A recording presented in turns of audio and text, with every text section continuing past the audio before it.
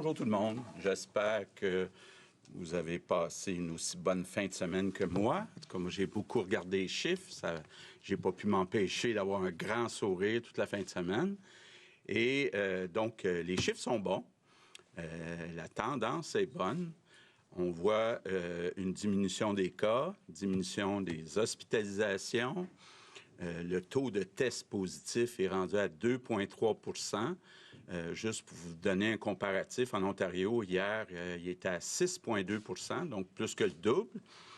L'équipe de vaccination continue à faire un travail extraordinaire. Le Québec reste premier, donc première province sur 10 pour le pourcentage de population qui a reçu la première dose. Donc, bravo, Christian, à toute l'équipe de vaccination. Puis bravo aussi aux Québécois. Les Québécois répondent à l'appel, les Québécois de tous les âges. Donc, moi, je suis vraiment fier de la réponse et puis de la solidarité des Québécois. Je veux, entre autres, dire un mot sur les Beaucerons. On a vu que les dernières semaines avaient été difficiles. Or, quand vous regardez les chiffres depuis quelques jours, immense amélioration en Beauce et dans ce coin-là, Etchemin et compagnie. Donc, bravo pour ce grand redressement. Donc, ceci étant dit, le plan de déconfinement qu'on vous a annoncé la semaine passée peut commencer. Donc, on va évidemment être prudent, y aller graduellement, mais comme prévu, donc vendredi qui vient, donc le 28 mai, les restaurants, les terrasses des restaurants vont pouvoir être ouvertes partout au Québec. On va enlever le couvre-feu partout au Québec et aussi les rassemblements dans les cours vont être permis pour un maximum de 8 personnes. Je sais, je suis le premier à suivre la météo pour vendredi soir qui vient. On annonce 16-17 à Montréal. C'est un peu froid, mais c'est mieux que rien. Donc, on va pouvoir se réunir avec des amis. Donc, c'est une bonne nouvelle. Deuxième étape, ça vient vite, c'est lundi prochain, le 31 mai. Donc, comme prévu, la majorité des régions vont passer au orange. Donc, on a la Capitale-Nationale, la Montérégie, les Laurentides, Lanaudière et l'Outaouais qui vont passer complètement au orange. Ça veut dire essentiellement tous les élèves de secondaire 3, 4, 5 vont maintenant être à temps plein. Les restaurants, donc les salles à manger des restaurants vont pouvoir ouvrir. Les gyms aussi vont pouvoir ouvrir. Donc, il y avait déjà des régions qui étaient en orange ou en jaune. Donc, ça ne change pas. Donc, ça veut dire qu'il reste 5 régions qui sont encore sous surveillance. D'abord, Chaudière-Appalaches, j'en parlais tantôt. La situation s'améliore.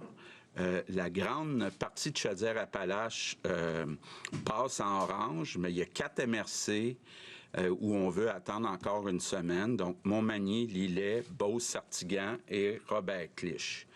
En Estrie, toute la région va passer au orange, sauf la MRC du Granit. Et dans le Bas-Saint-Laurent, ben l'Est va passer au orange, ça veut dire Rimouski, Métis, Matane, Matapédia.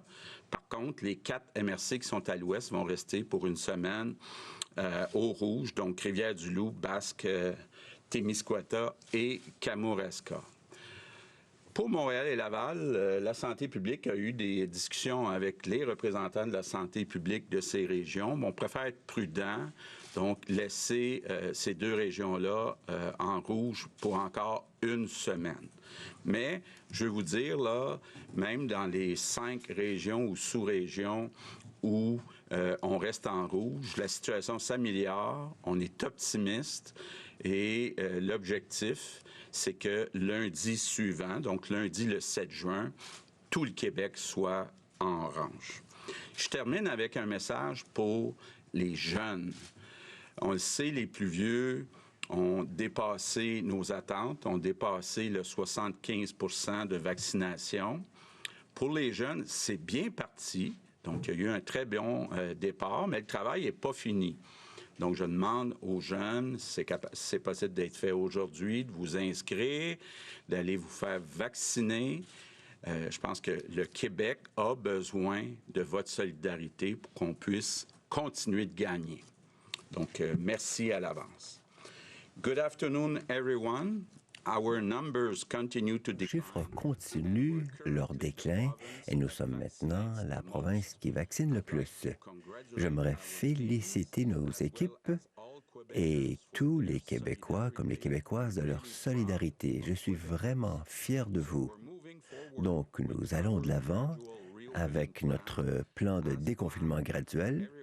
Comme prévu, à partir de ce vendredi, les restaurants et les terrasses vont rouvrir, le couvre-feu sera levé et les rassemblements de 8 personnes à l'extérieur sont permis. À partir de lundi, tel que prévu, la majorité des régions vont passer à l'orange, inclut la capitale nationale, la Montérégie, les Laurentides, la Naudière et l'Outaouais. Il y a encore 5 régions qui sont sous surveillance. Chaudière-Appalaches va passer à l'orange avec l'exception de la MRC de Montmagny-Lillet, Beauce-Artigan et Robert-Cliche qui vont demeurer rouges. L'Estrie va également passer à l'orange avec l'exception de la MRC du Granit. Dans le Bas-Saint-Laurent, Rimouski, la Métis, Matane et la Matapédia vont passer à l'orange, mais Rivière-du-Loup, les Basses-Témiscouata et Kamouraska vont demeurer rouges. À Montréal et à Laval, ils demeurent au rouge pendant une semaine de plus. Mais même dans les zones rouges, la situation s'améliore. Et si nous continuons ainsi, toutes les régions devraient pouvoir passer à l'orange le 7 juin. Et pour un message maintenant pour les jeunes, la vaccination se passe bien, mais il nous faut continuer ainsi. Nous avons besoin de votre solidarité afin de continuer de gagner ensemble. Je vous remercie. Merci. Nous allons entreprendre la période des questions des membres de la Tribune de la presse avec Patrick Belrose du Journal de Québec. Oui, bonjour à tous. Monsieur le Premier ministre, peut-être une petite précision sur Montréal et Laval. Le nombre de cas ne semble pas si élevé quand même en tant que tel, là, 150 environ par jour. Quels sont les indicateurs qui font que vous avez choisi, avec la santé publique de Montréal, de reporter d'une semaine là, le déconfinement dans ces deux régions? Il faut comprendre qu'il faut avoir pas seulement atteint un niveau, on peut l'avoir atteint, mais il faut que ce soit une tendance qui continue pendant un certain temps. Les chiffres à Montréal s'améliorent comme à Laval et de façon, je dirais, la courbe est dans le bon sens, ce qui nous donne l'impression qu'on va être vraiment dans les couleurs plus pâles. Donc, c'est véritablement ça, en fonction du fait que c'est très récent. Alors que par exemple, ça fait longtemps, notamment que Laurentides, la Naudière puis Montérégie étaient dans des zones oranges, mais on attendait d'avoir cette stabilité. Une question aussi sur les hospitalisations, peut-être, sur les hôpitaux, qui fait que... C'est un facteur qu'on regarde, mais quand même, de ce côté-là, faut dire que la situation, quand même, s'améliore aussi partout au Québec. C'est une bonne chose. Monsieur le Premier ministre, on dirait qu'on a eu un petit avant-goût du déconfinement là, en fin de semaine au Cap-Saint-Jacques, à Oka un petit peu avant, par Victoria ici à Québec.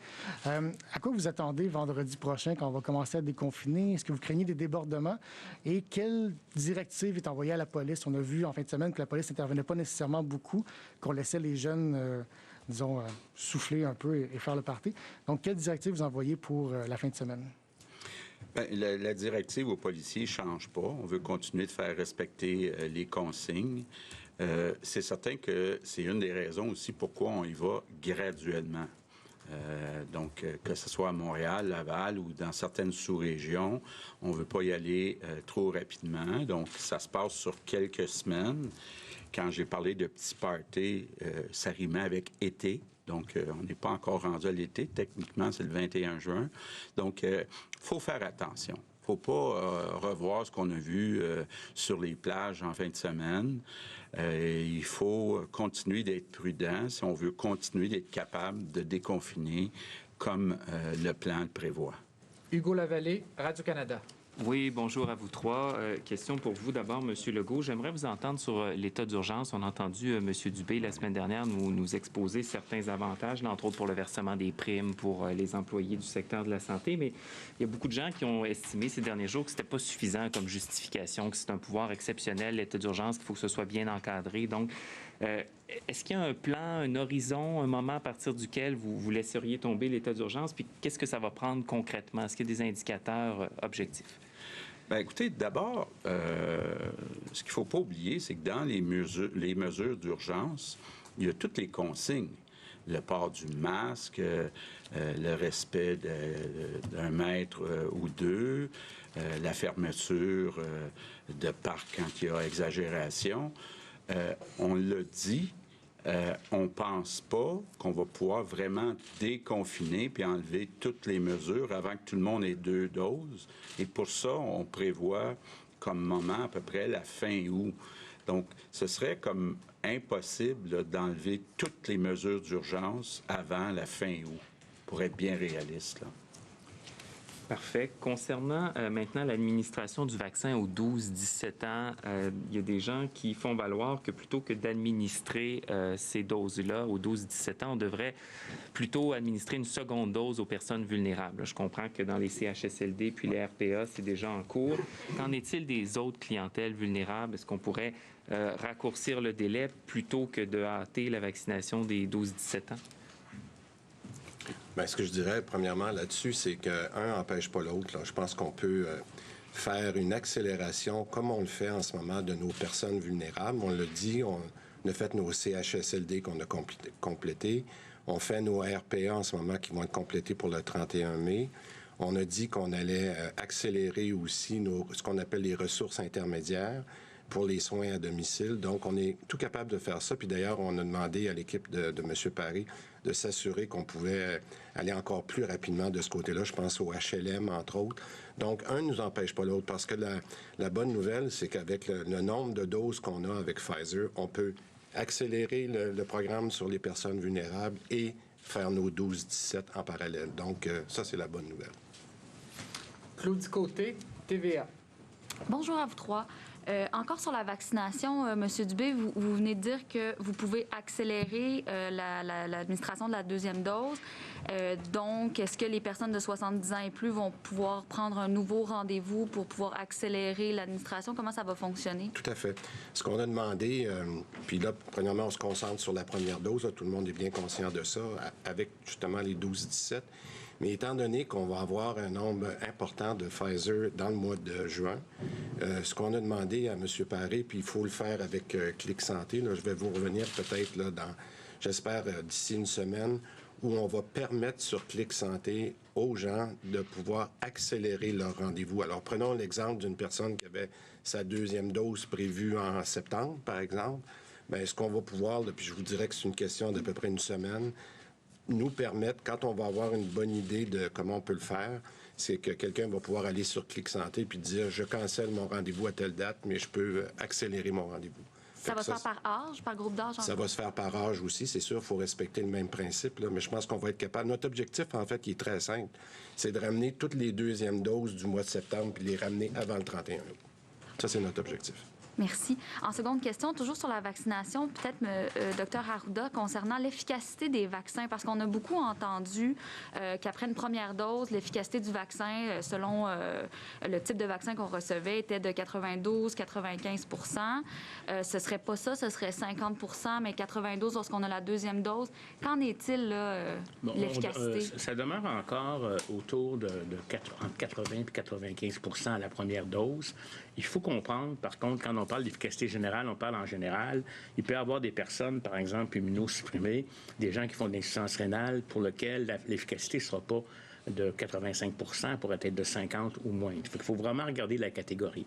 Mais on sait qu'une première dose protège particulièrement, pas nécessairement de la maladie, mais particulièrement, je vous dirais, des complications et des hospitalisations. Là. On voit très, très bien aussi là, que là, on a donné la deuxième dose, mais dès qu'on a donné la première dose à plusieurs personnes, les taux d'hospitalisation chez les personnes âgées et de mortalité avaient déjà commencé à chuter. L'enjeu maintenant est pour être capable de maintenir cette immunité-là, ça prend une deuxième dose, ça c'est assez clair. Et je vous dirais là, que là, les études sont en train de confirmer. Je pense que la stratégie d'avoir donné une première dose à tout le monde, 16 semaines, c'est une stratégie qui a permis de sauver beaucoup de vies, parce que sinon, il y aurait eu des décès dans les absolument non vaccinés. Maintenant, selon la disponibilité, on va rapprocher les doses comme telles. Par exemple, AstraZeneca, on sait maintenant, même si le fabricant avait dit que c'était à 28 jours, que c'est à 12 semaines que la protection à long terme est plus efficace. Donc, ça varie d'un vaccin à l'autre, mais somme toute, les vaccins qu'on a actuellement ont des bonnes efficacités tout à fait acceptables. Maxime Denis, nouveau. Justement, M. Arruda, bonjour vous trois. M. Arruda, sur l'AstraZeneca, il y a plusieurs Québécois qui ont écouté le message du gouvernement d'aller chercher ces vaccins-là, qui se sentent un peu avoir été bernés dans tout ça, puis qui sont un peu inquiets de justement la deuxième dose. Qu'est-ce qui arrive? Comment on peut les rassurer? Puis quelle sera cette deuxième dose-là du AstraZeneca ou pas?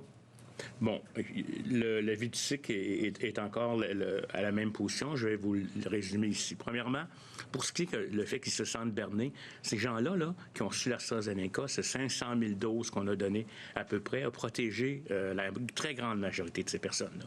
Ils auraient pu faire la COVID-19 et à ce moment-là, nous, on est convaincus qu'on a sauvé des vies, des hospitalisations et puis des conséquences à long terme pour ces clientèles-là. Donc, ils n'ont pas été bernés parce que la circulation, ça a été ils auraient été non vaccinés à ce moment-là. Pour ce qui est de la deuxième dose, ce qui est recommandé actuellement, là, à moins qu'on ait en bas de 45 ans, mais si on est en haut de 45 ans, c'est d'avoir le même vaccin d'AstraZeneca. Les complications qui ont été rapportées de thromboembolie, 1 sur 100 000, sont beaucoup, beaucoup moindres, ou presque 1 sur 1 million pour la deuxième dose. Donc, la probabilité que vous fassiez une complication à la deuxième dose est faible. Par contre, personne ne va exiger que quelqu'un reçoive absolument l'AstraZeneca.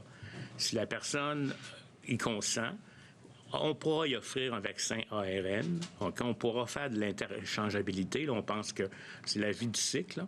Si les gens ne veulent pas avoir l'AstraZeneca, puis on va les informer de façon très éclairée que quand on change de type de vaccin, on a une plus grande réaction secondaire. On peut faire de la fièvre, des frissons, on peut être malade à peu près 2 à 1 semaine plus tard, là, comme si on faisait une bonne grippe. Donc, c'est pas rien que mal au bras, là, cette fois-là, c'est vraiment plus intense. La fréquence, qui habituellement est peut-être autour de 10 peut monter à 40-50 Donc, les gens vont avoir l'information et le choix éclairé. On est encore en attente de donner ce qu'on appelle d'immunogénicité là, par rapport à ce qui s'est fait ailleurs en Angleterre, etc., pour vérifier les faits. Là. Mais les hypothèses qu'on pose actuellement, c'est que si on change de vaccin, il y aurait quand même une bonne réponse, mais plus de réactions. Y aura-t-il suffisamment d'AstraZeneca ou certains vont être obligés de changer de vaccin? Bien, ce que j'ai su pas plus tard que ce matin de M. Paré, c'est qu'on pourrait recevoir des doses additionnelles d'AstraZeneca. Parce que vous vous rappelez, il y a une semaine, je vous avais dit qu'on en avait 148 000 qui seraient disponibles. Mais là, ce que je comprends, là, étant donné que l'opinion qui a été émise, je pense qu'on va être capable, si plus de gens voulaient avoir leur deuxième dose avec AstraZeneca pour les raisons les choix que le Dr Arruda vient de donner, qu'on va être capable de le faire. Patrice Bergeron, La Presse canadienne. Bonjour à vous trois. Monsieur le Premier ministre, vous aviez donné une échéance pour qu'on en arrive à un règlement avec les conventions collectives du secteur public. On arrive pas mal au terme de cette échéance-là. Est-ce que vous êtes en train d'envisager la possibilité d'une loi spéciale, par exemple, pour régler rapidement les conventions collectives? Non, on n'est pas rendu là. On a des négociations qui se poursuivent. On me dit que ça avance bien aux différentes tables, entre autres avec les infirmières. Donc, tant que les négociations vont bien se passer et qu'il n'y aura pas de moyens de pression importants, on va continuer la négociation. Notre objectif, c'est vraiment d'arriver avec une entente qui est négociée. Très bien. Maintenant, puisqu'on en arrive donc au déconfinement, et il y a déjà des gens qui pensent au retour à l'école. Dans les collèges et universités notamment, il y a beaucoup d'étudiants qui se sont habitués à faire de suivre des cours de façon virtuelle, à distance. Est-ce qu'un retour en classe sera facultatif ou obligatoire, ou est-ce qu'il y aura pas, on n'acceptera pas des formules hybrides qui pourraient dépanner beaucoup des étudiants, par exemple au collégial, à l'université? Bien, je peux vous dire que l'objectif, là, c'est que tout le monde dans les cégeps, les universités, retourne en classe. Bon, évidemment, on attend le OK de la santé publique pour ce qui est de la distance entre les étudiants, là. Mais moi, le message que je veux envoyer aux étudiants, là, entre autres ceux qui ont besoin de déménager pour aller au cégep ou à l'université, là, trouvez-vous un appartement, là, ça va être présentiel. Olivier Bossé, Le Soleil. Bonjour. Sur les petits parties qu'on a vus en fin de semaine dans les parcs, est-ce qu'il y a une forme de tolérance en se disant, bien, ces jeunes-là, on les aime quand même mieux dehors que dans les sous-sols ou dans les appartements? Bien, on les aime mieux en petits groupes et puis qui respectent les consignes. Donc, on ne veut pas choisir, là. C'est sûr qu'il y a moins de risques à l'extérieur qu'à l'intérieur, mais de se retrouver regroupés à moins de 2 mètres les uns des autres, à moins qu'on habite ensemble, c'est vraiment pas une bonne idée. Puis les policiers, bien, vont disperser quand c'est nécessaire. Puis, sur l'importance de la deuxième dose, là, on le voit que tout le monde a tellement hâte d'avoir son premier vaccin, sa première piqûre. Puis là, comment convaincre les gens? Bien, c'est pas fini. La deuxième dose est importante, puis on peut pas juste tout ouvrir d'un coup. C'est quoi les outils que vous allez prendre? Bien, je pense que le premier outil, on l'a dit, c'est au 31 août, quelqu'un va être complètement vacciné. Puis je pense que c'est ça que les gens, il faut qu'ils comprennent, parce que lorsqu'on va vouloir regarder les bénéfices de la vaccination, c'est une population qui est adéquatement vaccinée. Puis ça veut dire 2 doses. Moi, ce que je suis très content de voir juste dans les 24 dernières heures, depuis qu'on a ouvert le 12-17, là, il s'est pris presque 100 000 rendez-vous dans moins de 24 heures pour nos 12-17. Alors ça, c'est sur une population d'à peu près 600 000 personnes. Et ça, là, ça ne tient pas compte de ce qui va se vacciner dans les écoles. C'est-à-dire que c'est des jeunes qui ont soit pris leur rendez-vous eux-mêmes ou qui l'ont fait avec des parents. Donc, je pense que la demande pour la première dose est très, très forte. Puis, lorsque les gens réalisent qu'il y a une deuxième dose qui va avec ça, bien, je pense que... Et c'est pour ça que la date, je reviens là, la date du 31 août, pour moi, elle est majeure. La date du 31 août, c'est d'avoir non seulement la première, mais aussi la deuxième dose. Et c'est ça que le nombre de vaccins supplémentaires nous permet de faire maintenant. J'aimerais ajouter un élément. Là. Quand on prescrit un médicament 10 jours pendant un antibiotique, si on le prend 5 jours, il y a des bonnes chances que ça revienne. Bon, ouais. Là, dans les faits, si là, on a atteint une bonne immunité à 80 de ceux qui sont vaccinés, bien qu'avec le temps, ça baisse et qu'on se retrouve avec des 20 puis des 30, qu'est-ce que vous pensez qui va arriver? Le virus est encore présent. Hein? Il y a des gens qui décèdent encore actuellement. Je ne sais pas si vous avez vu. Donc, le virus est présent.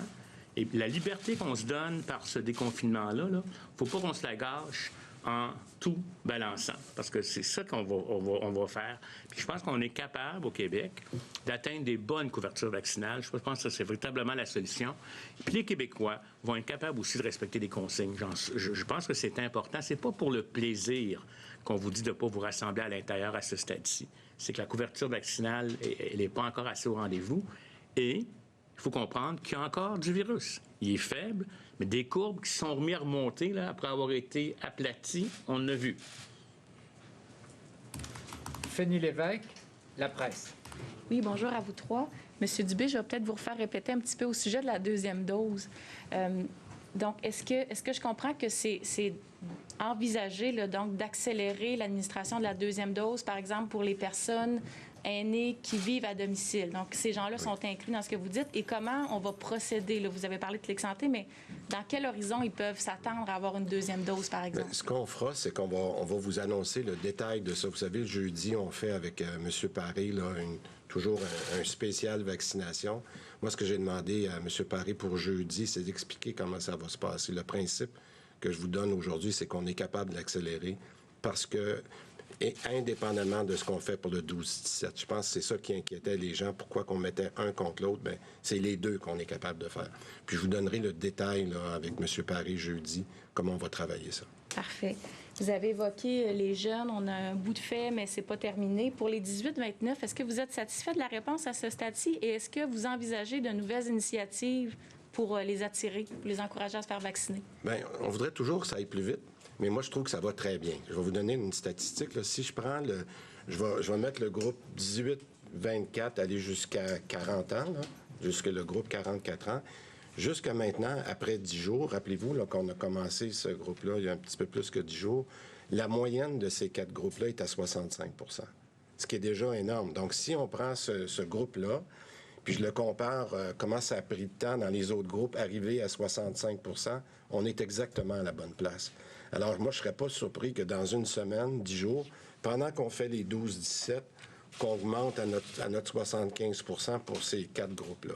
Alors, vous savez qu'on le suit très proche. Est-ce qu'il y aura des mesures additionnelles? Moi, je regarde juste le sans rendez-vous. On a rajouté à Québec le week-end dernier du sans rendez-vous. On en a rajouté à Montréal un petit peu aussi. Alors, aussitôt qu'on a la capacité de faire du sans rendez-vous, je vous dirais là, que j'ai l'impression, je vous dis à peu près, que d'ici une semaine, on va être capable de faire du sans rendez-vous à peu près dans tous nos établissements au Québec. Alors donc, ça fait partie de notre façon d'aller chercher pour cette catégorie-là, là, du 18, 24, 24, 29, beaucoup plus rapidement ces gens-là aussi. Mais ça va très bien. Juste une précision, tous les établissements au Québec parlent de toutes les cliniques de vaccination? Oui, bien, je dirais que si je prends une région comme la Montérégie, on voudrait avoir, par exemple, 1 ou 2 centres qui permettent de faire du... On ne peut pas en faire partout parce que c'est assez difficile, puis de bien gérer les vaccins, mais je vous dirais, dans nos 17 régions, c'est ça que j'aurais dû dire, on va être capable d'avoir au moins un endroit où on va faire du sans rendez-vous. Merci. Merci. Je donne maintenant la parole à 2 journalistes à distance. D'abord, Mylène Crête du Devoir. Bonjour. Bonjour. Je voudrais savoir, M. Arruda, vous avez dit qu'il y a des courbes qui se sont mis à remonter après avoir été aplaties, qu'on a déjà vu ça là, au cours de la dernière année. Donc, est-ce qu'on devrait être préoccupé de voir éventuellement une 4e vague avec le déconfinement là, qui va amener à plus de contacts? Honnêtement, je pense qu'avec les mesures qu'on met en place, avec l'augmentation de la couverture vaccinale, on devrait être en mesure de contrôler la situation. On pourrait avoir des petites augmentations, mais pas nécessairement une reflambée.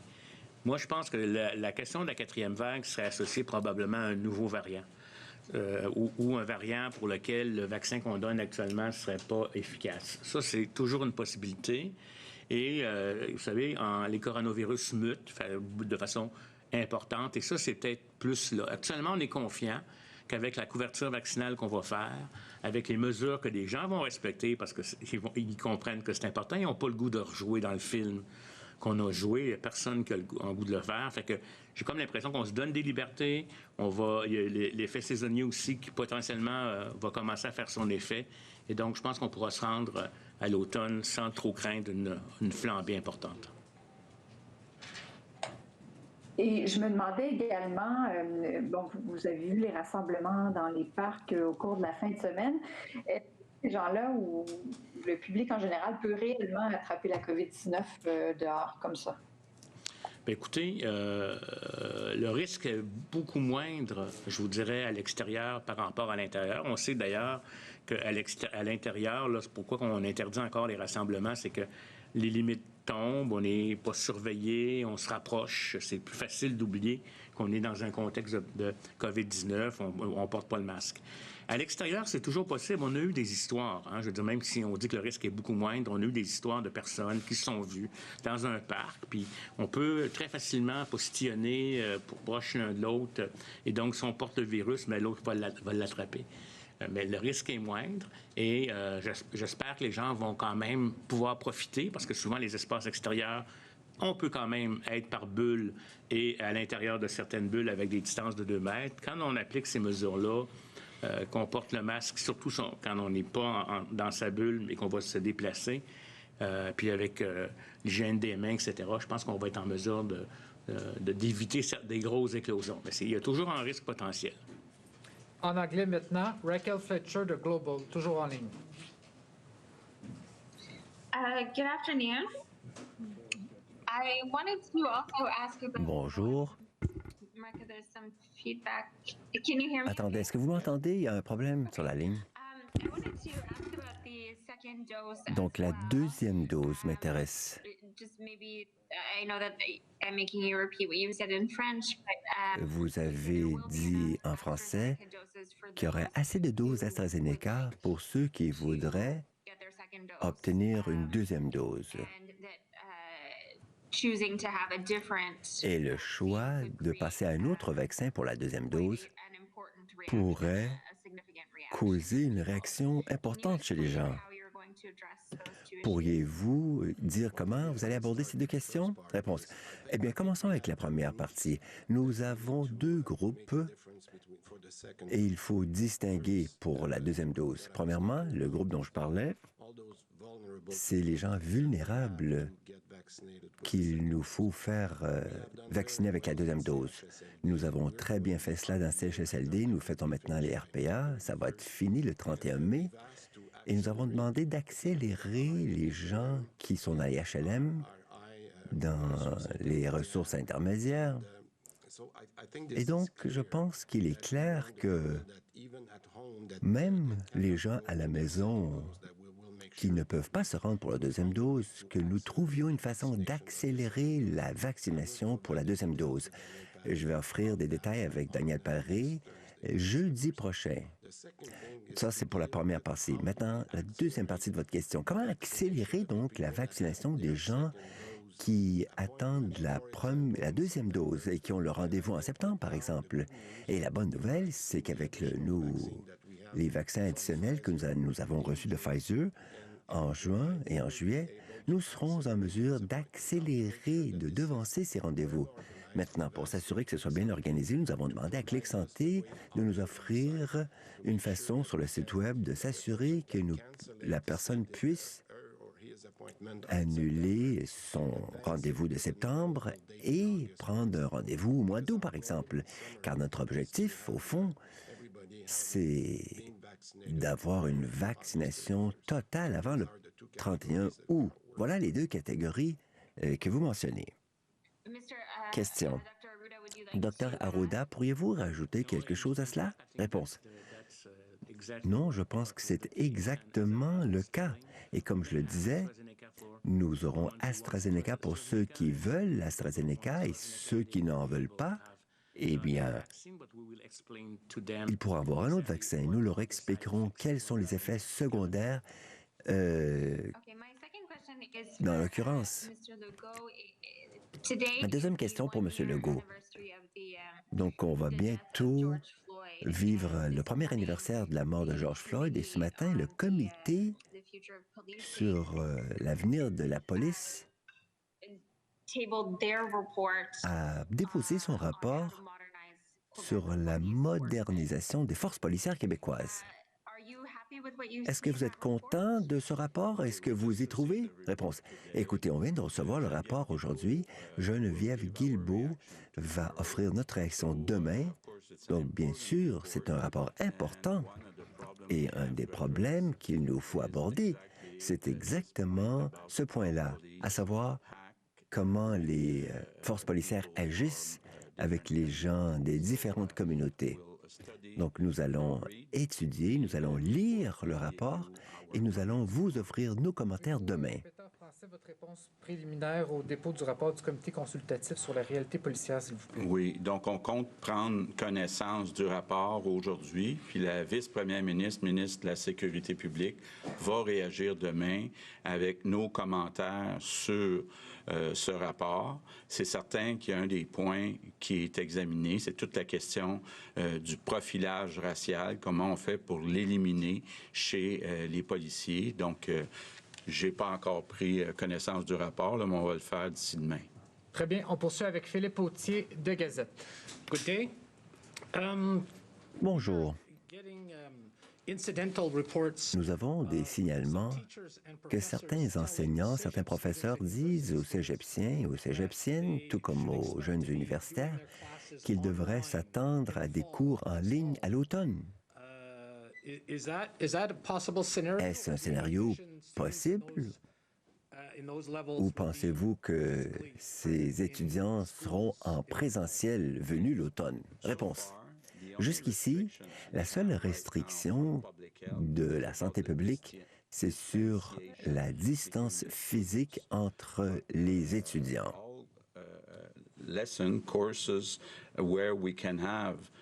Mais tous les cours où on peut respecter cette distance seront offerts en présentiel.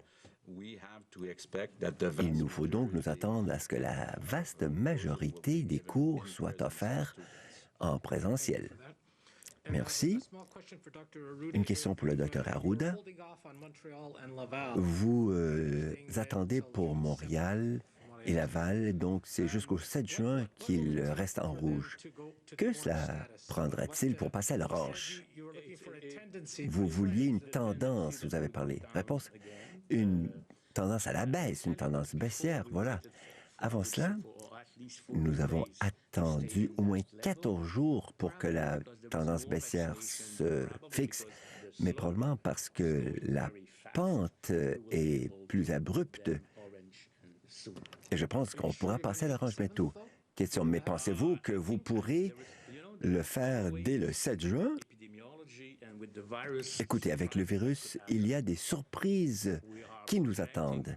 Nous projetons que si la tendance se maintient, ce sera au 7 juin. Voilà ce que je puisse dire, mais je ne puis vous le garantir. Je ne vous offre pas de garantie à 100%. Écoutez, la vie, c'est la vie. Il y a des aléas, des imprévus, des revirements, mais nous voulons offrir une certaine perspective. Donc, c'est plus facile maintenant avec le taux de vaccination. C'est plus facile de prévoir le cours des choses qu'au printemps. Et la tendance est baissière. Les chiffres ont été stables longtemps à Montréal et maintenant, tout est à la baisse. C'est la même chose à Laval. Et même si nous testons moins, il y a un taux de positivité, ou plutôt un taux de positivité faible malgré le nombre limité de tests. Mais donc, c'est un effet global de ce que nous vivons. Question. Bonjour. Radio-Canada a fait une entrevue avec Daniel Marino, le propriétaire du gym Mega Fitness.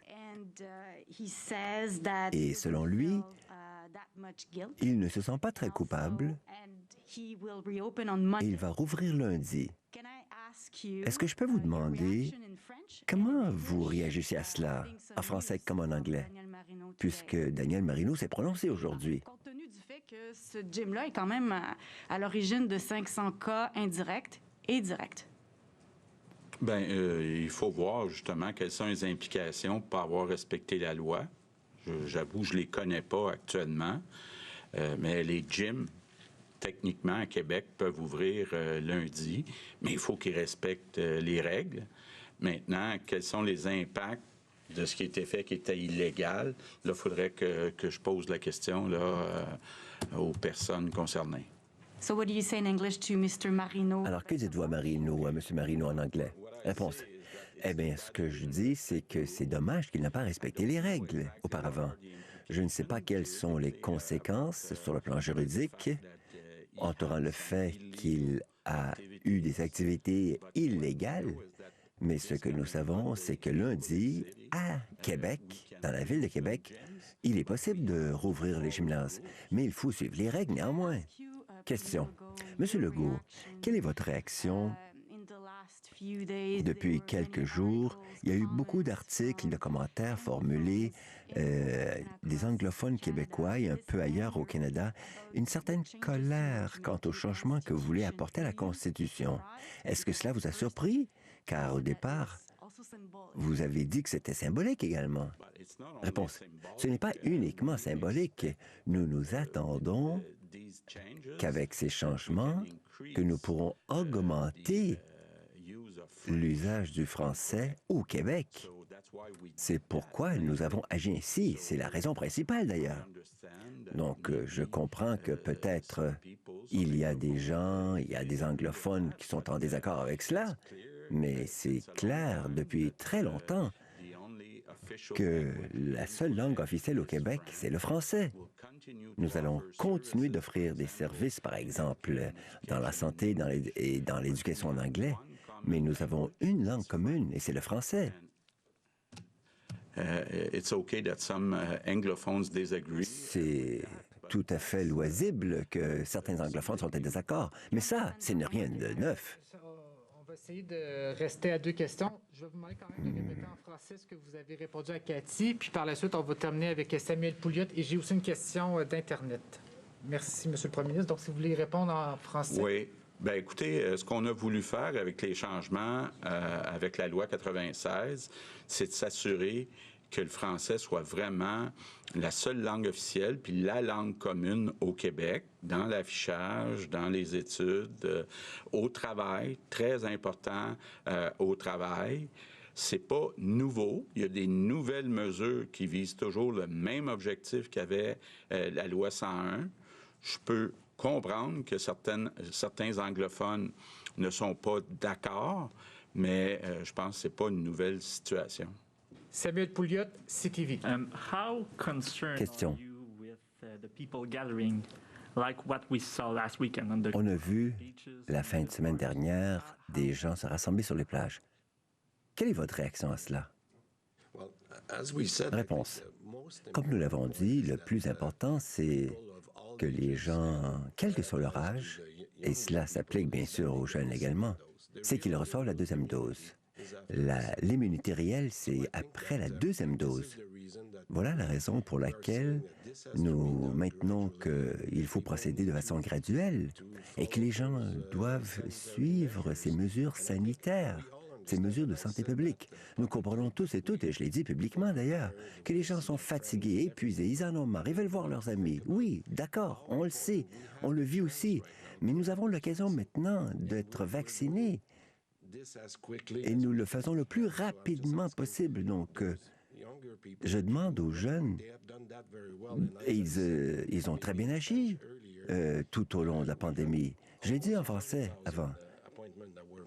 Il y a eu tout près de 100 000 rendez-vous par les 12 à 17 ans depuis hier soir. Avec 100 000, cela montre que les jeunes veulent se faire vacciner. Mais la protection complète vient avec la deuxième dose. Donc, je leur demande de continuer ce qu'ils ont réussi jusqu'ici dans leur patience et leur persévérance. Question. Est-ce que Montréal rouge d'une semaine de plus, quand toutes les autres régions passent à l'orange, n'avez-vous pas peur que les gens vont commencer à déconfiner à Montréal, qu'ils vont suivre leurs propres règles? Réponse. Écoutez, la décision qui a été prise par la santé publique a été prise non seulement après discussion avec les autorités locales de la santé publique, et on le dit que c'est la meilleure chose à faire dans les circonstances actuelles. Donc, franchement, une semaine sur 14 mois, je pense qu'il vaut la peine d'attendre. Je sais que les gens sont épuisés, mais c'est la meilleure chose à faire. C'est important également de se rappeler une chose. Dans les 5 zones qui demeurent au rouge, ce sont les zones où nous avons le plus grand nombre de cas actifs par habitant. N'oubliez pas ça. Une question transmise par Internet. Les partis d'opposition font front commun contre le troisième lien. Pourquoi vous entêtez-vous, Monsieur le Premier ministre? Bien, d'abord, il faut comprendre qu'il y a un problème de circulation entre la Rive-Nord et la Rive-Sud. Il y a peut-être des personnes qui nient qu'il y a un problème, mais je pense de toute évidence, il y a un problème. Quand on regarde les différentes solutions, bien, il n'y en a pas 50 000. On peut regarder un pont, on peut regarder un tunnel. Nous, on pense que le pont défigurerait Québec et Lévis. Et on pense que l'investissement additionnel pour faire un tunnel est préférable. En plus, le tunnel qui va de centre-ville à centre-ville permet de limiter l'étalement urbain qu'on aurait avec un pont, puis permet aussi de pouvoir espérer de façon réaliste une augmentation importante du transport collectif entre la Rive-Nord et la Rive-Sud. Très bien. Merci beaucoup. Merci. Bon après-midi à tout le monde. Merci beaucoup. François Legault fait valoir ses arguments pour défendre le troisième lien entre Québec et Lévis au terme de cette conférence de presse qui a duré environ 45 minutes, probablement la plus courte ou une des plus courtes conférences de presse portant sur la situation de la pandémie de COVID-19 au Québec. M. Legault va se diriger vers la période de questions qui va commencer dans une quinzaine de minutes ici à Québec. Alors, plusieurs choses ont été abordées, notamment le plan de déconfinement qui est appliqué par le gouvernement. Donc, les indicateurs sont bons. La tendance est bonne, si bien que le plan de déconfinement annoncé il y a une semaine jour pour jour sera appliqué à partir de vendredi qui vient. Ça veut dire quoi? Ça veut dire que partout au Québec, les terrasses des restaurants vont pouvoir rouvrir vendredi. Le couvre-feu de 21h30 ou de 20h selon la région, surtout 21h30 maintenant, sera annulé. Le couvre-feu, donc, sera annulé à partir de vendredi. Et les rassemblements extérieurs dans des cours privés, donc sur votre patio, seront permis avec un maximum de 8 personnes. Ça, c'est pour vendredi qui vient.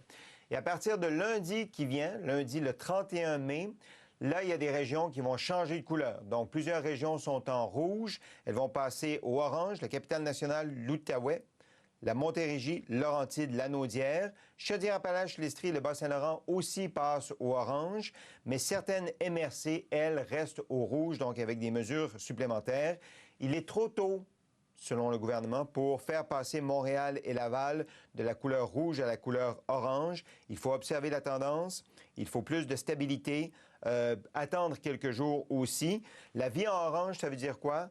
Les salles à manger de restaurants sont ouvertes, les gyms sont ouverts, l'école reprend à temps plein pour les secondaires 3, 4 et 5, et les rassemblements intérieurs ne sont toujours pas permis. Combien de temps me reste-t-il? D'accord. Alors, on va... juste un dernier mot sur la deuxième dose, parce qu'on en a parlé au Monde du politique. Il y a un débat, là. Est-ce qu'on doit ramener la deuxième dose plus tôt que de vacciner les 12 à 17 ans avec une première dose? Le gouvernement dit on est capable de faire les deux en ce moment. Et sous peu, d'ici une semaine ou 10 jours, sur Clic Santé, les gens qui ont des rendez-vous en septembre pour la deuxième dose pourront les ramener au mois d'août. C'est un engagement, donc, que prend le gouvernement. On va s'arrêter pour une courte pause et au retour à la conclusion des Mordus de politique. À tout de suite.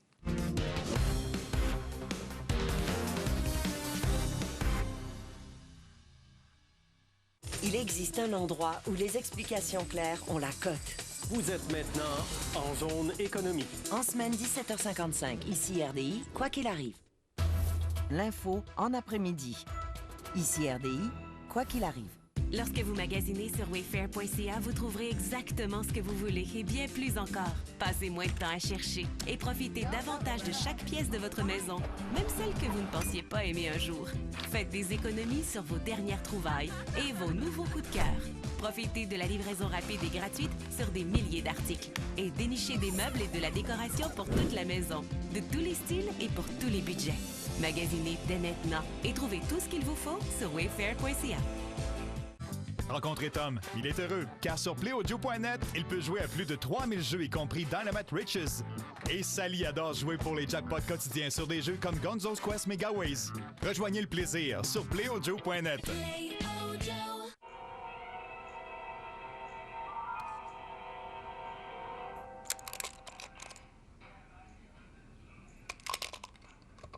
Ne mangez pas tout ce qui se trouve devant vous. Mangez une nouvelle collation Nature's Heart. Les Subaru sont conçus pour évoluer avec vous. Votez marque la plus digne de confiance selon Kelley Blue Book 7 années de suite. C'est ça, une Subaru. Vive le soleil! L'écran solaire minéral Avino pour peau sensible avec zinc à 100% protège la peau et est vite absorbé. Votre peau ressemble à ça et vous vous sentez comme ça. L'écran solaire Avino.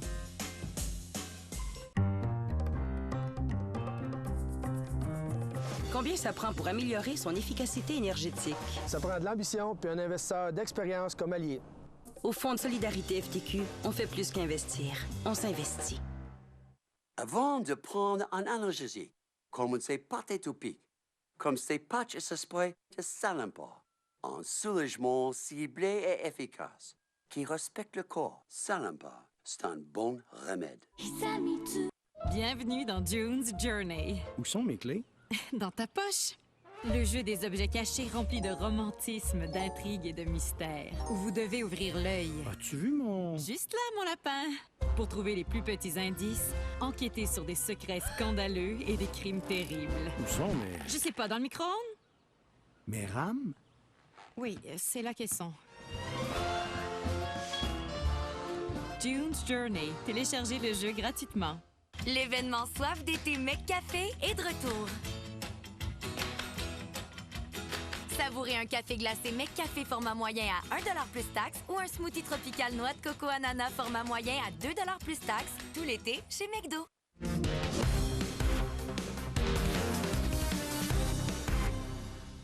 Avant de conclure cette édition des Mordus de politique, petit détour par le Manitoba. Vous savez, ça va vraiment pas bien. Il y a 350 cas environ qui ont été enregistrés il y a 24 heures.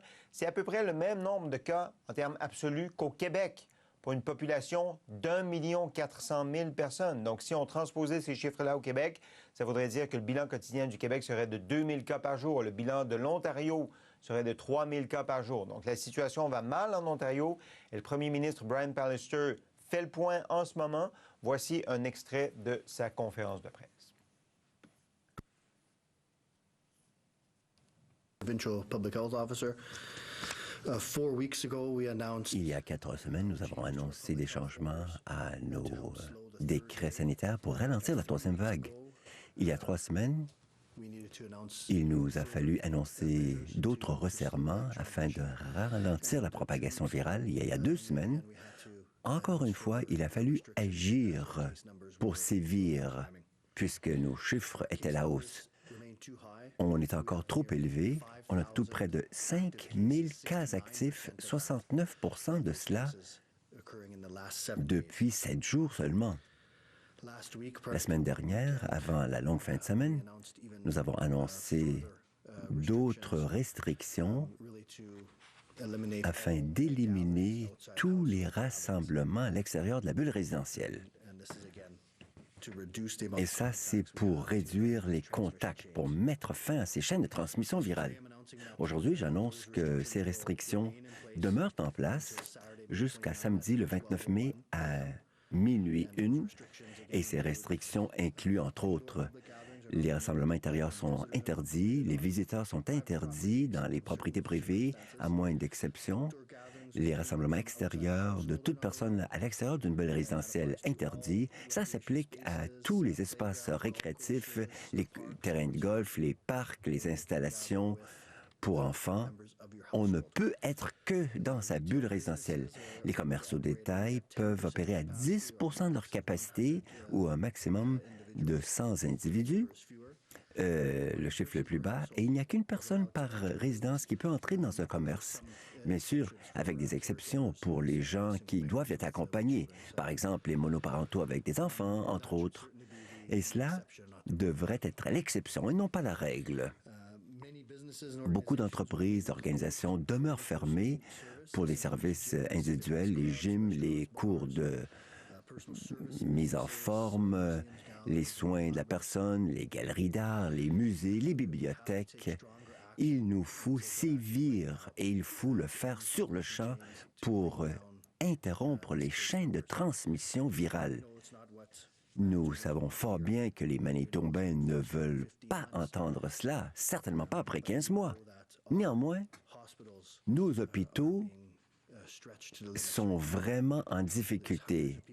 Il y a des centaines de nos concitoyens et de nos concitoyennes hospitalisés, des centaines de ces infirmières, de ces médecins qui sont épuisés, et il faut rester à la maison. C'est ainsi que nous limitons les contacts sociaux. Il faut limiter les contacts, porter le masque en public. Il nous faut se faire vacciner. Je sais qu'il y a des milliers de rendez-vous qui sont disponibles au Supersite à partir de demain et pendant les jours qui viennent. Alors, fixez votre rendez-vous. Alors, faites-le. Il y a des milliers de places disponibles. Voilà donc le médecin hygiéniste en chef du Manitoba qui lance un avertissement aux Manitobains. Il faut maintenir les mesures sanitaires. D'ailleurs, il prolonge certaines des mesures qui devaient être allégées cette semaine. Donc la situation va pas bien au Manitoba, pendant qu'ici ça s'améliore et que le gouvernement Legault maintient le plan de déconfinement qu'il a annoncé la semaine dernière. C'est tout pour les Mordus de politique. Aujourd'hui, dans un instant, Christian Latreille et l'info. Je vous donne rendez-vous demain après-midi à 12h30. Bon après-midi.